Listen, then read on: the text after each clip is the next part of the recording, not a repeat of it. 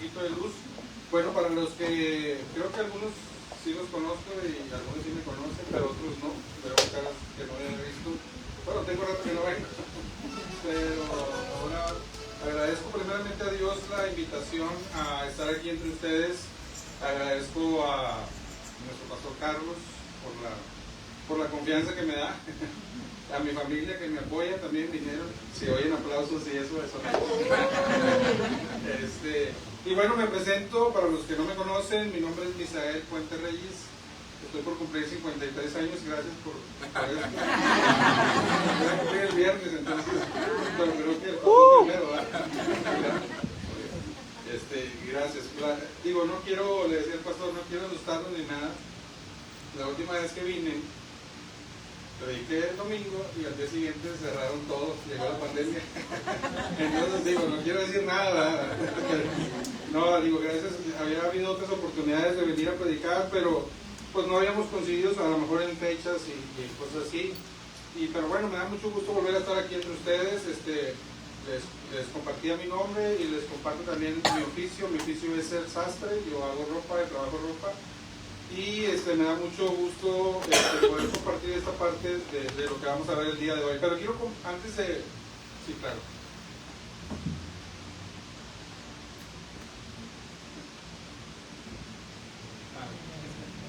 Ya. Muy bien. Les quiero compartir una anécdota que más o menos yo recuerdo que este evento me pasó ya como en el 2002, 2003. Recuerdo porque mi hijo tenía un año. Y en esa ocasión, yo siempre he trabajado casi por el rumbo de Guadalupe, y en esa ocasión vivíamos en Balcones de San Miguel. Entonces yo a veces tomaba Constitución, y antes de llegar, no sé si se recuerdan algunos, antes de llegar a la caseta había un retorno, ahora ya no existe ese retorno, antes de cruzar, y subía y llegaba allá a mi casa por Balcones de San Miguel. Pero en una ocasión yo iba en una camionetita que Dios nos había prestado, una de esas que le llaman minivan, esas de mamá, ¿verdad? Que le llaman, traía una minivan, y en esa ocasión me acuerdo que yo iba por el carril de alta velocidad, y de repente no sé cómo se apareció un tráiler, y el tráiler iba así hombro con hombro conmigo y me empujó hacia el camellón, y yo nomás veía pasar los postes y yo dije, ahorita en una de estas me voy a ensartar y aquí voy a quedar, así. En mi mente se venía, yo creo que así se dice, si no les dice, díganme un flashback, cuando se te viene a la mente fotografías y vivencias, y se me veía desde que yo era niño y adolescente, joven, me venían muchas cosas. De repente nos pasó, yo pienso que para mí pasaron como 10 horas, fueron como un minuto, no sé, y afortunadamente, gracias a Dios, el tráiler ya como que se sacó de mí y le siguió, ni se paró, ni se inmutó, ni nada. Y yo quedé ahí todo chocado de un lado, las llantas ponchadas, con todo el miedo, la incertidumbre de no sabía qué onda, dónde estaba. Como pude me orillé, la de mi papá vino y ya, pues gracias a Dios no pasó nada. Pero cuando yo estaba en ese momento, en ese tiempo, entre la vida y la muerte prácticamente, a mi mente, en resumidas cuentas, no pasó por mí ni las posiciones que yo pudiera tener, ni el dinero que yo pudiera tener en mi cuenta. Lo que pasó por mi mente, yo recuerdo en aquella ocasión era, y Dios lo puso en mi corazón, era, ¿soy salvo o no soy salvo? No sé si me expliqué, ¿soy salvo o no soy salvo? ¿Estaba perdido o estaba bien? ¿Qué iba a pasar con mi vida? ¿Qué iba a pasar después de esto? ¿Qué iba a pasar con mis hijos, con mi esposa, con todas aquellas personas que me rodean? Y precisamente ahí resalta una pregunta: ¿cuál es la misión que me entregó Dios para con mi familia y para con todos los que me rodean? Esa fue una de las preguntas que resaltaron en ese momento. Bueno, les quiero dar la bienvenida, aunque yo no soy de aquí, ¿verdad? Pero a este tiempo especial donde vamos a ver también palabra de Dios. Esa fue una experiencia muy personal que las quise compartir, pero quisiera que pudiéramos abrir nuestros corazones, abrir nuestra mente, porque vamos a escuchar palabra de Dios, y no porque yo yo sea alguien especial, sino simplemente yo soy un conducto por el cual el día de hoy Dios quiere que pueda compartir con ustedes algo. Pero quisiera, aunque ya ahorita mi hermana oró por cada uno de ustedes, quisiera que en su mente ahorita pusieran algo que les esté estorbando, en el sentido de que los esté distrayendo del mensaje de Dios, porque voy a orar y voy a aprovechar también para orar por ustedes, por mí, y para que Dios nos dé un tiempo especial espiritual, porque este es un alimento espiritual muy importante para Dios. Entonces, si alguien tiene alguna petición especial, alguna enfermedad, una incertidumbre que le esté ahí perturbando su cabecita o le esté distrayendo, póngalo y oremos a Dios por esto, ¿sí? Vamos a orar. Te damos muchas gracias, Señor, en este tiempo, porque con toda seguridad tú vas a hablar a nuestros corazones el día de hoy. Vas a hablar en el hecho de poder nosotros a lo mejor recuperar algo que a lo mejor hemos perdido, a lo mejor esa conexión especial contigo, Padre, esa conexión con Dios, esa conexión con Jesús. Y yo sé que el día de Dios nos vas a dar, aparte que a lo mejor una corrección, nos vas a dar una palabra de aliento, nos vas a dar una palabra de vida y nos vas a dar una palabra que vaya a corregir y que por nosotros podamos también animar a otros. Te pido por esta congregación, Señor, tú la conoces más que yo, y yo te pido para que seas en sus corazones y en su mente en esta noche, y por mí, Señor, por la palabra que se va a exponer. Te doy gracias en el nombre de Jesús. Amén. Me voy a adelantar y les voy a decir sinceramente, eso que les voy a decir hoy, de estas frases, la pueden escuchar y si ya se quieren ir está bien, porque este va a ser el resumen en mi cuenta, pero no se vaya porque el pastor no nos va a dejar ir, ¿verdad? Porque creo que todavía falta la oferta, ¿verdad, pastor? Hoy hablaremos de una misión de oro, de una misión sagrada, de una misión muy, muy importante que nuestro Dios nos ha dejado para ahora, para ayer y para siempre, ¿sí? En una ocasión, voy a contar otra experiencia. En una ocasión, un pastor compartió que unos padres se acercaron a él y le pidieron que hablara con un joven que se estaba alejando de Dios. Y de cierta manera aunque no es mi historia otra vez, no es mi historia, se parece un poquito a la cuando yo era joven, y ahorita les voy a decir por qué. Dice, este joven estaba en rebeldía total. Este joven tenía aproximadamente unos 15 años. Dice que se estaba alejando cada vez más y más de Dios. En estas edades creo que todos los que somos padres y que hemos tenido hijos en estas ciertas edades, pues nos angustiamos y en ocasiones podemos pensar que nuestros hijos pudieran llegar a tener algún vicio, que pudieran entrar en droga, que pudieran entrar en alcohol, que pudieran entrar en pandillas, y donde pudieran empezar la miseria de la vida, donde pudieran hundirse más y más en el pecado. Yo a los 14 años aproximadamente, yo entré en un estado de rebeldía, aunque yo iba a la iglesia desde muy pequeño, desde los 5 años de edad me llevaron a la iglesia, pero a los entre 14 y 7 años yo empecé a tener una rebeldía, aunque iba a la iglesia, pero tenía rebeldía. A los 14 años, lo confieso, yo creo que ya se los confesé a mi familia, y si no, pues ahorita lo van a hacer. A los 14 años yo probé mi primer cigarrillo. 14 años, y yendo a la iglesia. Entonces, por eso, de cierta manera, yo me identificaba con esta experiencia de este pastor que estaba hablando con este joven. Dice que el pastor accedió a hablar. Habían intentado de todo para poder recuperar a este joven, a persuadir para que pudiera regresar a Jesús. Mas él no quería, y eso era algo muy triste, obvio para sus papás y para el pastor. Dice que el pastor llegó, él dice que llegó al lugar donde estaba este joven, y el joven lo miró con incertidumbre, con indiferencia, y le dice, es usted uno más de los que mis padres quieren que platiquen conmigo. Y el pastor en ese momento no sabía qué decir. En ese momento, pues él vio la indiferencia del joven. El pastor estaba confundido, estaba un poco triste, y en ese momento el pastor empieza a platicar con el joven y se empieza a abrir, y entre tantas preguntas le hizo una respuesta un poquito difícil, un poquito clara. Dice el pastor y le pregunta, ¿cuál es la razón por la cual te estás apartando de Jesús?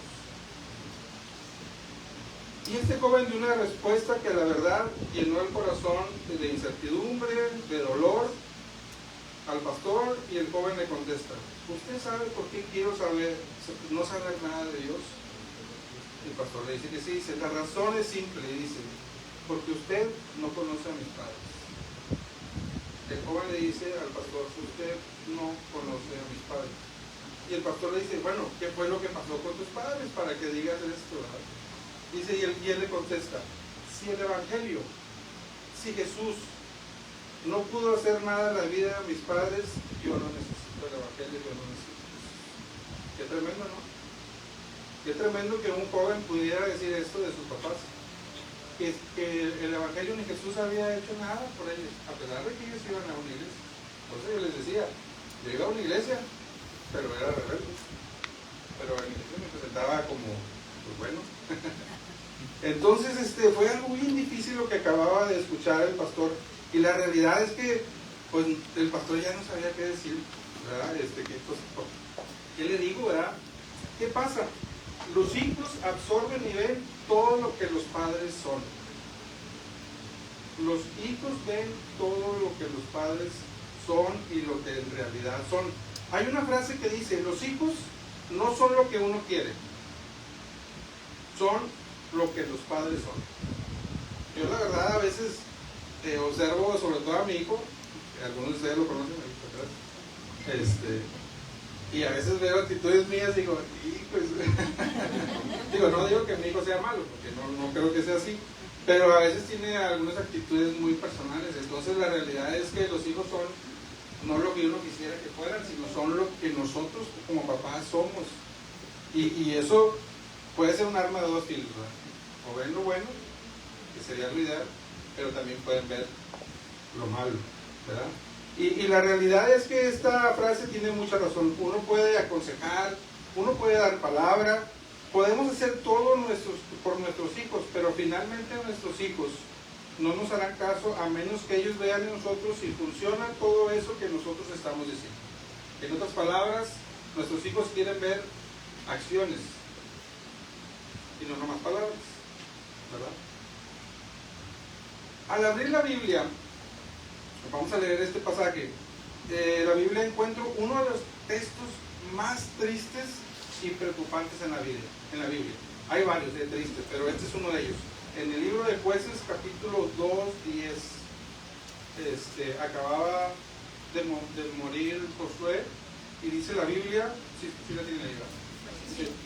Toda aquella generación fue reunida con sus padres, y se levantó después de ellos otra generación que no conocía a Jehová ni la obra que había hecho. Es triste, ¿no? Es el pueblo de Dios. Es el pueblo de Dios del que están hablando. Y dice que esta es la tercera generación, y ahorita les voy a explicar. Pero esta generación, la que estaba disfrutando de la tierra prometida, no conocía a Dios. Y ahorita vamos a ver por qué no conocía a Dios. El día de hoy conocemos y sabemos todos que las generaciones tienen nombre, ¿verdad? Ahora sabemos todos, y más los jóvenes, que es la generación Baby Boomers, que es la generación X, que los Millennials, que los Centennials, que es la generación X, que es la generación Alpha, no sé, pero cada una tiene ciertas edades, ciertas etapas, y esas son las generaciones más conocidas. ¿Cuál es nuestra generación? Piensen cuál es la generación, o cuál es la generación que es el día de hoy. La generación del día de hoy es una generación que se parece mucho a la de la Biblia. Y ahorita lo vamos a estar explicando. Es una generación, el día de hoy es una generación que conoce de filosofía, de tecnología, de redes sociales, de literatura, de ciencia, de adelanto tecnológico, de adelanto científico y también de adelanto médico y de muchas otras cosas más. O sea, es una generación que tiene prácticamente el conocimiento del mundo, lo tiene aquí cerquitas.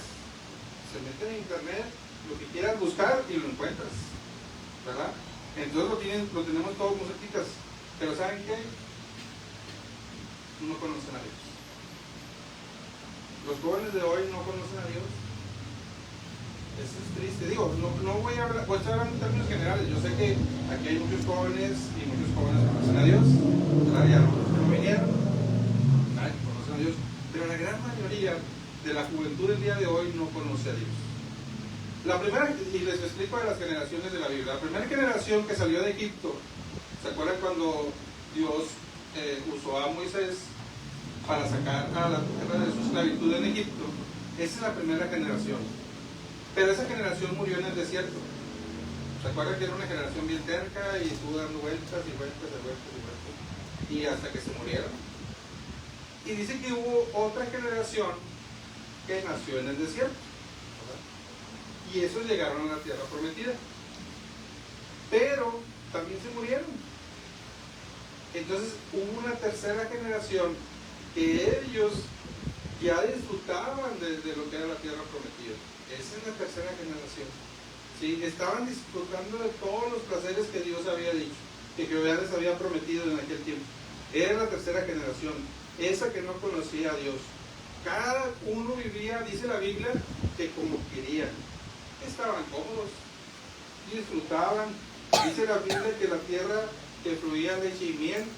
Yo creo que muchos de ellos han de decir, pues ¿qué más quiero? No necesito hacer nada, estoy bien cómodo. Todo hay aquí, Dios me cuida, pues no hago nada, aquí me quedo y lo disfruto. Y esta era uno de los mayores problemas de nuestra generación el día de hoy, porque hoy también vivimos en una generación que no conoce a Dios, una generación que conoce perfectamente todo. Usted le puede preguntar a un niño que agarre el iPad o el celular y él te busca, él ya sabe, ¿verdad? Sabe más que uno. Yo a veces a mis hijos les tengo que decir y mis hijos se enojan porque a veces les vuelvo a preguntar y papá, ya te dije. Así me dijo el otro día mi hijo. Ya te dije, pues no, yo no, a veces batallo un poquito con la tecnología, digo, no sé si ustedes, ¿verdad? Pero yo batallo un poquito y los muchachos y los niños conocen más que uno, ¿verdad? Entonces vivimos en esa generación donde ellos conocen todo, pero conocen menos de Dios. Eso es lo más preocupante, porque a veces nos interesa mucho más, a veces lo digo con todo respeto, lo secular que lo espiritual, ¿verdad? Y tenemos que tener mucho cuidado ahí. Hay muchas comodidades el día de hoy, como les digo, parecido a lo que había en la tierra prometida, en el sentido de que todo tenían cómodo. Ahorita si alguien tiene un trabajo de home office, no necesita salir de su casa, ahí en su casa tecleando, y luego teclea por otro lado y pide, no sé, un Starbucks cabecito, y luego más tarde pide, que se les ocurre, un Car Junior o algo, no sé, una mesita, algo. O sea, tienen todo, están cómodos. El problema, repito, es que no conocen. ¿Y de quién creen que depende esto? ¿De que conozcan o no conozcan a Dios? ¿De quién creen? ¿De los políticos? ¿Del gobierno? ¿De los maestros? Es más, les voy a decir, ¿de la iglesia? No. A veces pareciera como que, hermano, porque dice que de la iglesia no. ¿Por qué no? La iglesia es un medio para reforzar lo que se aprende en casa. ¿Sí? Y a veces nos preguntamos, ¿por qué tanta corrupción? ¿Por qué tanta maldad? ¿Por qué tanta inmoralidad? ¿Por qué tanta deshonradez, perversidades, etcétera, etcétera, etcétera? La respuesta es única. No se trata de un gobierno, como lo acabamos de comentar, ni un político, ni de la escuela, ni de la iglesia. Se trata de los hogares. Porque las generaciones se forman en los hogares, hermanos. El hogar como sea, como esté, como Dios lo haya dirigido, papá, mamá, hijo, hija, papá, hijos, abuelo, mamá, no hijos, no sé, como sea la familia, ahí es donde se forman las generaciones. Nuestra generación es una generación que conoce todo menos de Dios, y eso es lo más triste y lamentable hoy de nuestras generaciones. ¿Por qué razón las familias tienen tiempo para todo? Ahora también podemos tener tiempo para todo, ver internet, ver una serie, jugar un juego, ver TikTok, hacer un video, algo lo que sea. Tenemos tiempo para todo, pero menos para Dios, y menos para instruir quién es Dios. A veces se nos olvida, y este mensaje yo primero me lo asumí, aunque yo he tratado, y mi esposa, de educar y instruir y dar ejemplo a mis hijos, hay cosas que me faltan. Ya por eso les dije ahorita que a veces veía que hay unas actitudes no malas, pero a lo mejor no exactamente lo que uno quisiera. Entonces este primero lo agarré para mí. Y ahora es interesante que esta generación, la tercera generación que nos habla la Biblia, generación que se levantó no conociendo a Dios, ¿por qué no lo conocía? Porque los padres se olvidaron de lo importante que es la educación y la misión que tenemos como familia. ¿Qué cosa olvidaron? ¿Qué cosa hemos olvidado? Moisés ya había dado unas instrucciones en el libro de Deuteronomio. ¿Sí? Dice ahí, voy a leer capítulo 6 de Deuteronomio. Oye Israel, Jehová nuestro Dios, Jehová uno es. Y amarás a Jehová tu Dios con todo tu corazón y con toda tu alma y con todas tus fuerzas. Y estas palabras que yo te mando hoy estarán sobre tu corazón y las repetirás a tus hijos y hablarás de ellas estando en tu casa y andando por el camino, al acostarte y cuando te levantes, y las atarás como una señal en tu mano y estarán como frontales entre tus ojos y las escribirás en los postes de tu casa y en sus puertas. Instrucción que dio Moisés.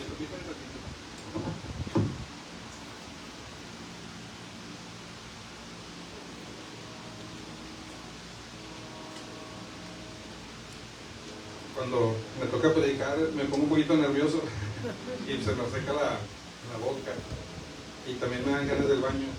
Ya fui. Para que no se preocupe.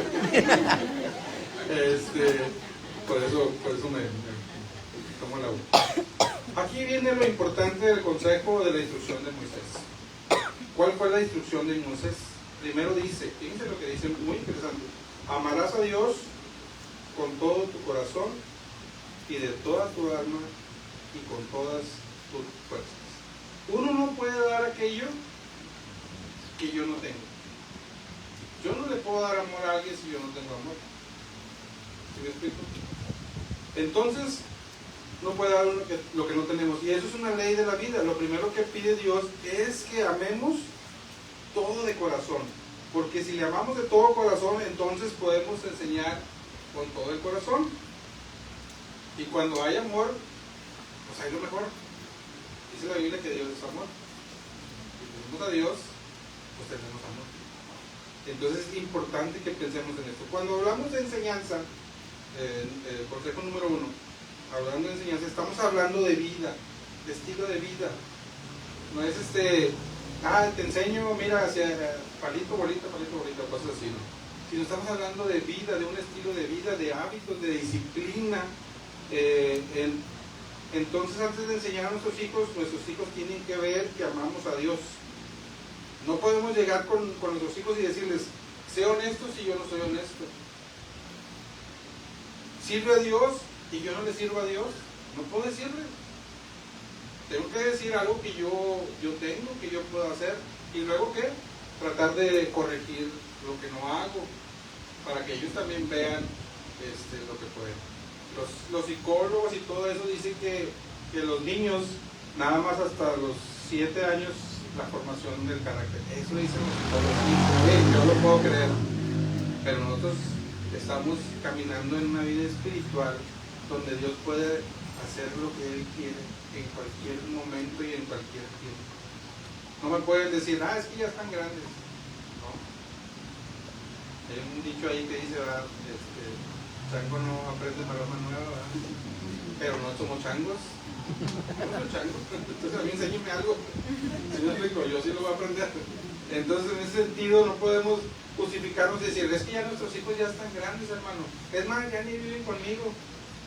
Bueno, no se cansen, hermanos. Es más, en la mañana de la predicación ahí con Rocha nos hablaba de la oración y de repente me dije, mira, es muy parecido, se copió. Y yo les iba a decir eso, no se cansen de orar por sus hijos. Es más, si sus hijos ya no quieren escuchar el mensaje, oren por ellos. Y no digan, y lo digo con todo respeto porque creo que a veces usamos mal la palabra, yo la he usado, al menos ora, no, al menos no. La oración no es menos, la oración es más. O sea, ustedes oren por sus hijos. Aunque ya no quieren oír sus palabras, lo que usted quiera, pero no se cansen de orar porque en cualquier momento Dios hace un milagro. Así, aunque sus hijos ya estén casados, no vivan con ustedes y lo que ustedes quieran y manden, en cualquier momento Dios puede hacer un milagro. Los hijos absorben, hermanos, absorben lo que ven en nosotros. Lo digo desde el lado de hijo. Yo veía a mi mamá que oraba, que leía la Biblia, que visitaba, pero bueno, la verdad es que a veces no somos cabezones. Algunos somos cabezones. Y yo veía a mi papá que hacía todo lo contrario. Yo veía que mi papá me iba a la iglesia y yo, en vez de ver a mi mamá, pues yo veía a mi papá. Me acomodaba. Digo, aunque era la iglesia, era rebelde. Recuerdo que cuando yo era muy niño, bueno, y todavía me gusta mucho el fútbol, y jugaba fútbol, todavía juego, bueno, que ellos juegan conmigo, que es diferente. Y ya como más o menos en la adolescencia, igual como a esos años, 14, 15 años, yo me acuerdo que me invitaron a jugar en el equipo del barrio. Yo dije, era el de los grandes. Mi papá jugaba ahí, y yo dije, voy a jugar acá al lado de mi papá. Qué padre, o sea, para mí fue algo muy emocionante, ¿no? Eso. Pero ¿qué pasaba? Jugaba los domingos. Yo jugaba los sábados, pero ya ahora me estaban invitando los domingos porque ya era otra categoría. ¿No sabes? Entonces yo dije, yo no voy a perder la oportunidad. Y yo empecé a ir a jugar los domingos. ¿Y qué pasaba? Pues ya no iba a la iglesia, porque pues era el domingo. Entonces yo me acuerdo que en una ocasión mi madre se acerca a mí y me dice, ¿por qué ya no vas a la iglesia? Y yo le contesté, mi papá tampoco va. Por eso les decía, yo me acomodaba. Yo veía el ejemplo de mi papá, no veía el ejemplo de mi mamá. Mi mamá se pasaba a veces horas orando, compartiendo. Mi mamá es y se lo digo así, sin vanagloria porque sea mi mamá, pero mi mamá se le atraviesa un zancudo y le predica ahí afuera. O sea, le predica a todo el mundo, o sea, ¿sí me explico? Y ora por ir y todo. Y yo pues no, o sea, yo me acomodaba y yo decía, no voy a la iglesia. Aunque yo veía un hábito muy bueno en mi madre, yo me iba por la conveniencia de los hábitos de mi papá. Yo crecí con dos ejemplos, uno que me edificaba y el otro que me destruía. Por eso dice la Biblia, tú no puedes enseñar a menos que esté en tu corazón. Ahora bien, cuando está en nuestro corazón, entonces tenemos la autoridad moral y espiritual para poder instruir a nuestros hijos o a la gente que nos rodea, o a nuestro esposo o a nuestra esposa también, ¿verdad? Entonces la palabra clave aquí es instrucción. Recordemos lo que dijo Salomón en un texto muy conocido, ese no se los di, perdónenme. Cuando hablamos de padres, en Proverbios 22:6, dice, instruye al niño en su camino y aun cuando fuere viejo, no se apartará de él. Pasaje muy conocido en el sentido de cuando hablamos de papás, de padres, ¿no? Que tenemos que nosotros instruir a nuestros hijos, ¿verdad? Para que cuando fueran viejos no se apartaran del camino.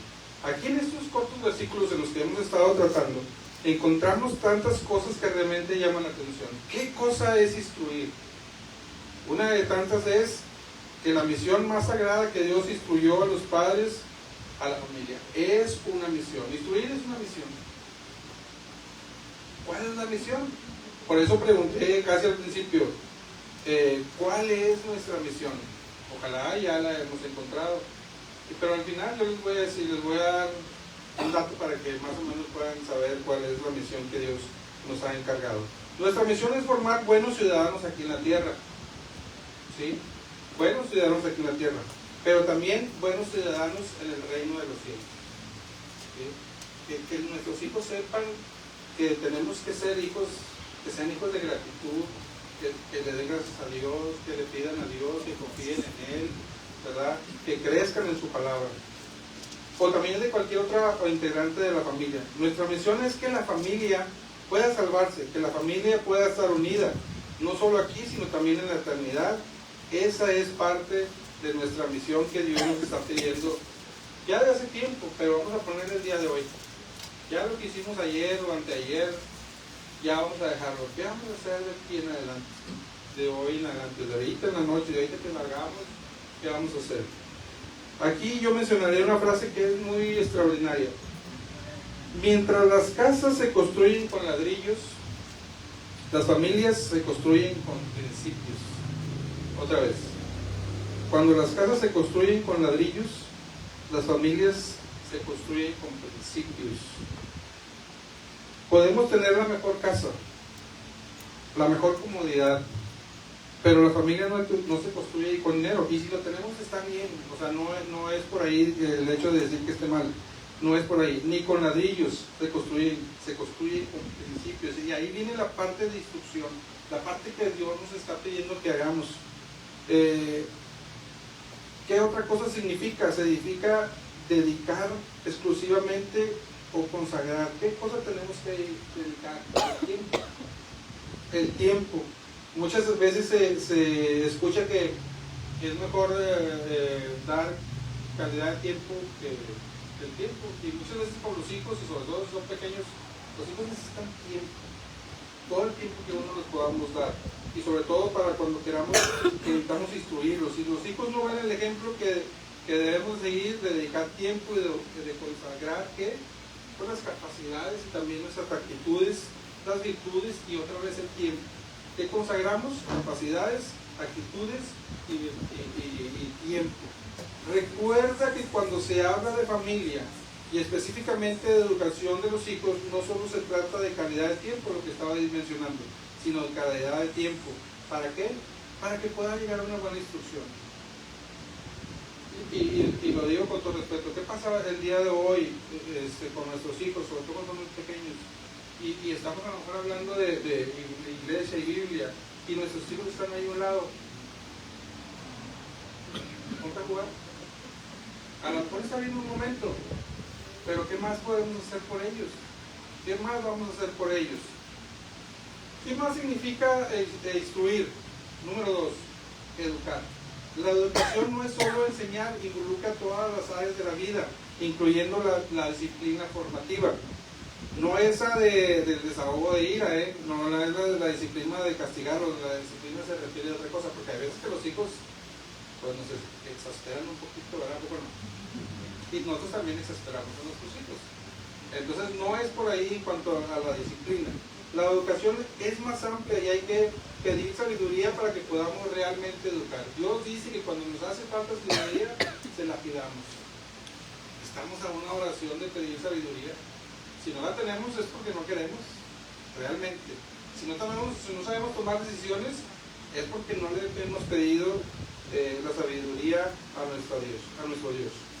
Y hay otra cosa, el ejemplo, nada se consigue en la vida sin el ejemplo. Vamos, 3 cosas: instrucción, educar y el ejemplo.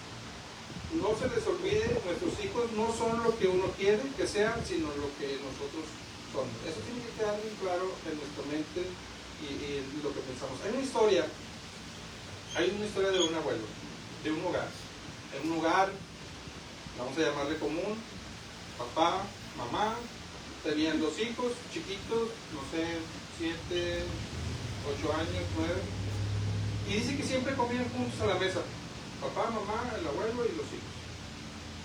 Pero el abuelo, como tenía una enfermedad de Parkinson, pues cuando comía a la mesa, pues se le chorreaba la comida.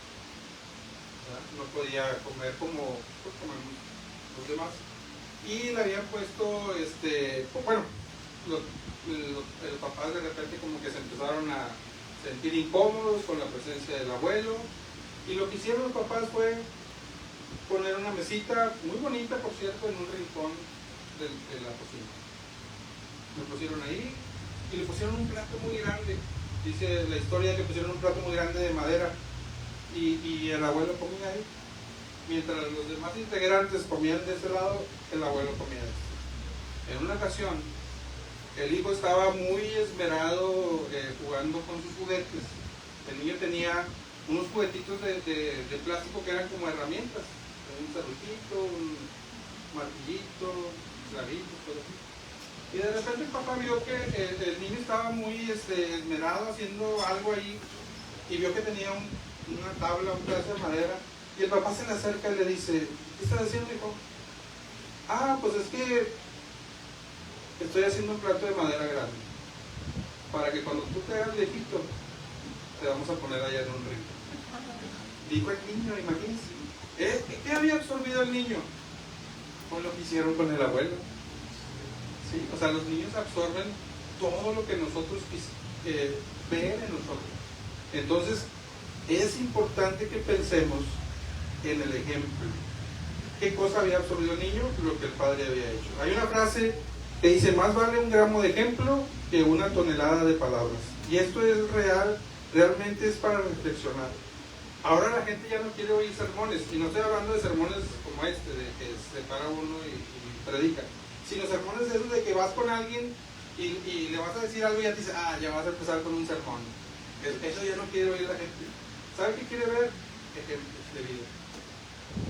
Si tú le vas a decir: oye, no, mira, es que Dios hace eso, bueno, Él quiere ver tu confianza en Dios. No nomás quiere que se la digas, quiere verla, ¿verdad? Y eso es lo que hemos estado hablando todo este tiempo, de que ellos ya no quieren escuchar sermones, quieren ver lo que realmente les estás tratando de inculcar. Entonces todos quieren ver más que escuchar. Quiero compartir otro texto realmente impresionante, sobre todo los últimos versículos. Está en el último versículo, Romanos 10, versículo 9, que eso habla para nosotros como cuando ya somos sus hijos, y es algo bello. Dice que si confesares con tu boca que Jesús es el Señor y crees en tu corazón que Dios le levantó de los muertos, serás salvo. Pues eso ya lo sabemos, ¿verdad? Ya es algo que, bueno, yo espero que todos, y si no, hoy, si no conoces a Jesús en tu corazón, yo te digo que Jesús murió por nosotros, siendo nosotros pecadores, mandó a su Hijo a morir por nosotros, y Él resucita. Y si creemos en su resurrección y recibimos a Jesús en nuestro corazón, nosotros vamos a ser salvos y Dios nos va a regalar la vida eterna. Ese es el Evangelio. Eso es lo que ya creo que la mayoría o todos sabemos. Pero fíjense lo que dice el versículo 14, y bien interesante. ¿Cómo pues invocarán a aquel el cual no han creído? ¿Cómo yo le puedo decir a alguien que invoque a Dios si esa persona no conoce a Dios? ¿Cómo creerán en aquel de quien no han oído? Hay personas que nunca han escuchado de Dios. ¿Y cómo oirán sin saber quién les predica? ¿Y cómo ellos podrán poder predicar si nadie fueron enviados? Qué tremenda, ¿no?, lección para nosotros el día de hoy. Es una misión. Estos textos son para nosotros. Como nuestros hijos amarán a Dios, y si ni ven que uno ama a Dios, tenemos que ser ese ejemplo que ellos deben de seguir. Dime de qué otra manera lo podríamos hacer. Yo creo que no hay otra manera si no hacemos un ejemplo. La misión más importante que nuestra familia es que conozcan a Dios. Por eso comenté que uno de los versículos más tristes es en el libro de Jueces, capítulo 2, versículo 10. No se les olvide, si quieren leerlo, y para que vean un poquito la historia de antes y lo que siguió después, es muy interesante. Es que se levantó una generación que no conocía a Dios. ¿Y por qué no conocía a Dios? Es lo que estamos viendo. Porque los padres no dieron la debida importancia a los hijos, no instruyeron por el camino donde deberían de seguir. Y a veces yo me he puesto a pensar, y yo creía en un momento dado que Dios nos daba misiones muy difíciles, o que teníamos que aprender muchos versículos, o que teníamos que aprender métodos para poder compartir de la palabra. Y sí hay métodos, ¿verdad? Juan 3:16, Romanos 3:23, Romanos 3:23, Apocalipsis, Juan 1:12, y tú compartes esos versículos y sembramos una semilla, ¿verdad? Y compartimos. Si aceptan o no aceptan, ese ya no es nuestra labor, ¿verdad? Pero nosotros ya sembramos una semilla en alguien. Pero les voy a contar otra historia también que viene en la Biblia, ya casi terminamos, en donde vamos a ver que la misión es muy sencilla. La misión es muy sencilla, y espero que me crean porque lo vamos a leer, y ahí viene en la Biblia. Yo creo que todos conocemos la historia del endemoniado gadareno. Sí la conocemos, ¿no? De hecho viene en 3 evangelios. Yo me voy a ir a la de Lucas capítulo 8, versículo 26 y 39. Pero déjenme tomar otro traguito. Me iban a traer café, pero dije, no, pero...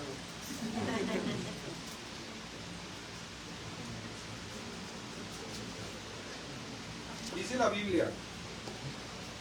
Versículo 26. Y arribaron a la tierra de los Gadarenos, que está en la ribera opuesta a Galilea. Al llegar a tierra, vino al encuentro un hombre de la ciudad, endemoniado desde hace mucho tiempo, y no vestía ropa ni moraba en casa, sino en sepulcros. Al ver a Jesús, lanzó un gran grito y prostrándose a sus pies, exclamó a gran voz: ¿Qué tienes conmigo, Jesús, Hijo del Dios Altísimo? Te ruego que no me atormentes. Porque mandaba al espíritu inmundo que saliese del hombre, pues hacía mucho tiempo que había apoderado de él, y le ataba con cadenas y grillos, pero rompiendo las cadenas era impelido por el demonio a los desiertos. Y le preguntó Jesús diciendo: ¿Cómo te llamas?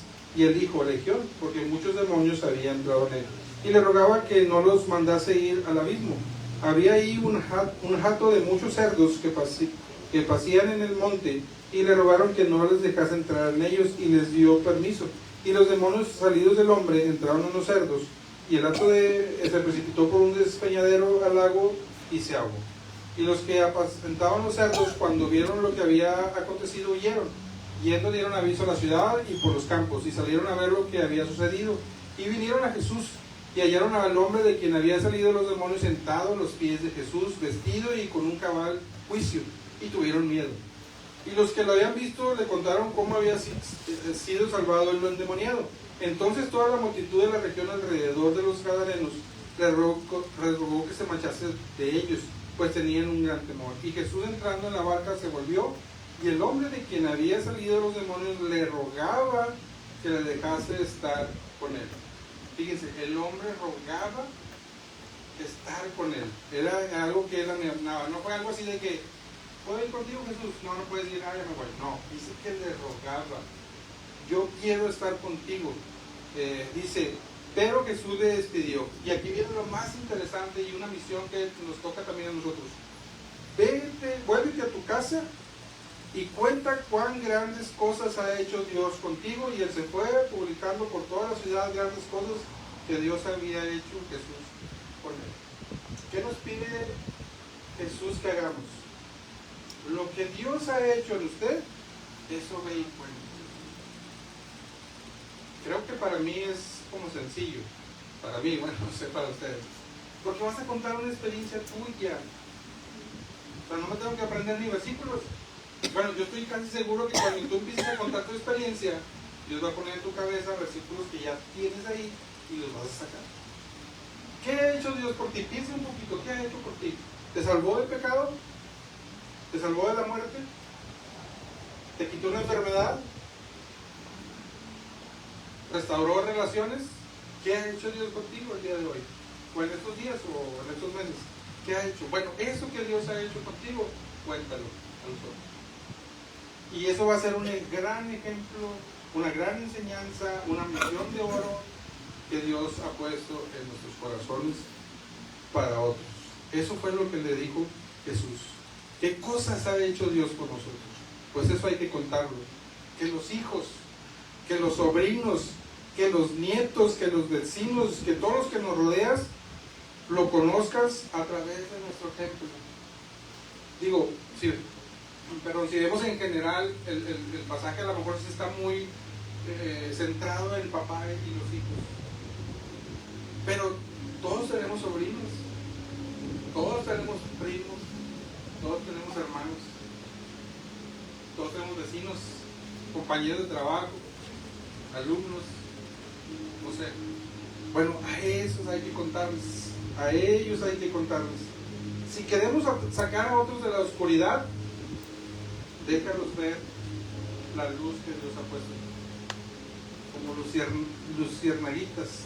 ¿Sí conocen las luciérnagas o no? Que brillan, y hace mucho que no veo, pero vas al monte y ves ahí las luciérnagas. Bueno, que el mundo vea tu luz, que eres diferente. A veces sin palabras hablamos mucho más porque nuestras acciones gritan. ¿Qué cosa ven nuestros hijos, nuestra pareja, la gente que rodea de nosotros? ¿Sabes de quién depende que la próxima generación realmente conozca a Dios? ¿De quién depende? De ti y de mí. O sea, obvio es Dios, ¿verdad? Pero Dios no va a mandar a los ángeles. Esa es labor nuestra. Ángeles tienen otros allá, que los ángeles se salvan allá con Dios, no sé. Pero ¿qué yo voy a hacer aquí? ¿Sí? Este mensaje es para ti. Este mensaje es para mí. Este mensaje es para todos aquellos papás que se preocupan por sus hijos, que lloran por sus hijos. Yo te quiero decir en esta noche, no te canses de orar por ellos. Los años que tengan, no te canses de orar por ellos. Porque estoy seguro que el Espíritu Santo va a hacer su trabajo, pero nosotros tenemos que hacer el nuestro. ¿Sí? Nosotros tenemos que hacer el nuestro. Y el milagro va a llegar. Va a llegar.